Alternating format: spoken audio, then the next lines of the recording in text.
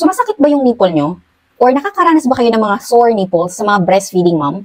Hello again! For this content, breastfeeding na naman po tayo. Sobrang daming nagtatanong about breastfeeding. Nakakatuwa no, kasi ibig sabihin, maraming followers ko na currently breastfeeding ngayon or pinupursyo talaga nila yung breastfeeding. Kaya I'm so happy kasi breastfeeding naman talaga is napakaganda para sa inyong mga anak. Pero po, ang breastfeeding ay hindi yan masakit. It shouldn't be hurt. If you find one or both of your nipple are sore or masakit yung nipple nyo after breastfeeding, baka meron po kayong problema. One of the most cause ng pagkakaroon ng sore nipples ay hindi proper ang latching ni baby. Hindi proper ang latch niya sa'yo.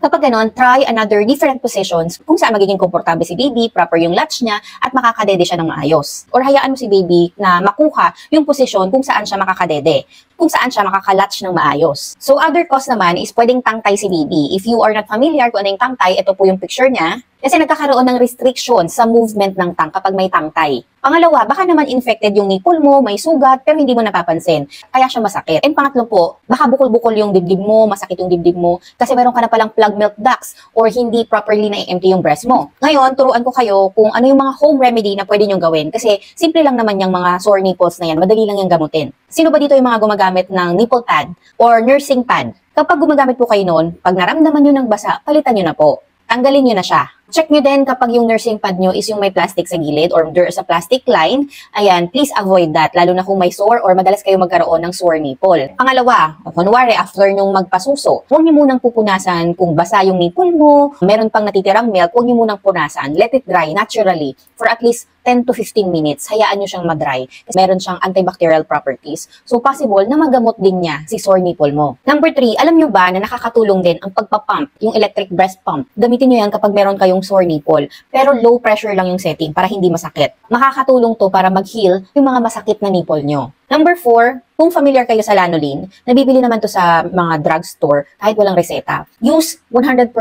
pure lanolin. Using cotton buds doon sa mismong nipple mo, i-apply mo siya. Ang lanolin cream kasi is, it works talaga sa mga sore or cracked nipples. So talagang nagsusugat na yung nipple nyo, no?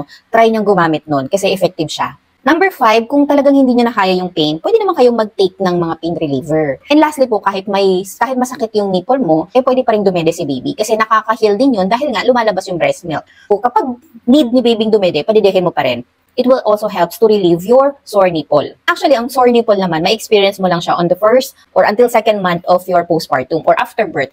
Kasi both of you, mother and the newborn, is still learning pa. Inaaral nyo pa yung proper latching, proper positioning. Pero kapag nagamay nyo na yan, parehas kayo ni baby, may iwasan nyo na talaga yung sore nipple. Kaya sana sa mga bagong kapanganak pa lang ngayon at merong mga ganitong situation, nakatulong itong video na to treat your sore nipple at home. Kasi madali lang naman siya i-treat and sandali lang naman siya mag-heal. Please continue breastfeeding. It's a sacrifice talaga para sa ating mga mommies. Again, thank you for continuing watching my videos. See you on my next content. Bye!